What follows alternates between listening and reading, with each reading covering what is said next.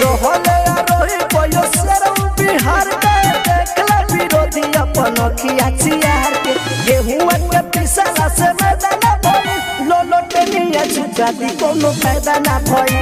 तेजस्वी के झुका दी कोनो फायदा ना भई पसंद रिकॉर्डिंग स्टूडियो खरझकिया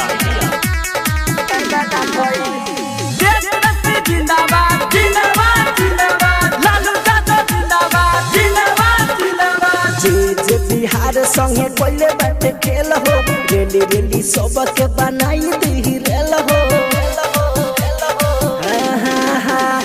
जे बिहार संगे कोइले बाटे खेल हो रेली रेली सबके बनाई दी रेल हो हपाला से कुछ कोनो फायदा ना भई लोलोटे निया झुका दी कोनो फायदा ना भई तेजस्वी के झुका दी कोनो फायदा ना भई मिक्स बाय